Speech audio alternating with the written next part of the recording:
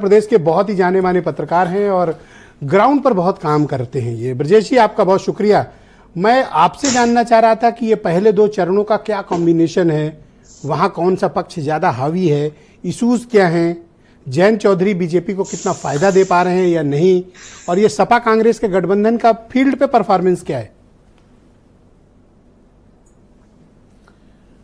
ब्रजेश जी, इस बार काफी परिवर्तन वहां पर है और कुछ समीकरणों को समझना होगा।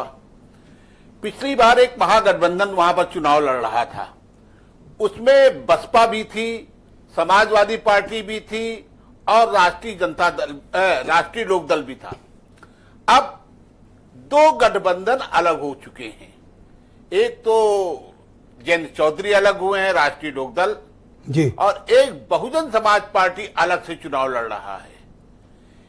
अब स्थितियां ये हुई थी कि जिन 8 सीटों में चुनाव हो रहा है उसमें 5 सीटें जो है महागठबंधन को मिली थी। उसमें बिजनौर भी था, उसमें नगीना भी था, उसमें ये संभल और मुरादाबाद, अमरोहा, तो ये सब सीटें, हाँ अमरोहा भी था, नहीं अमरोहा इसमें नहीं है।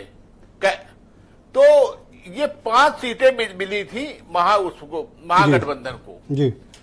अब स्थितियां ये है कि वहां पर जब दोनों अलग हो चुके हैं तो लड़ाई बड़ी टिपिकल है वहां पर।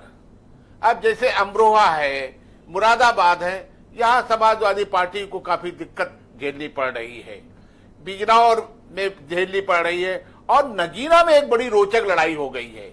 वो अखिलेश यादव के उस कारण हो गई है, इसलिए क्योंकि अखिलेश यादव ने ब्रजेश जी किया क्या कि उन्होंने चंद्रशेखर को टिकट नहीं, मतलब उनसे कोई समझौता नहीं किया।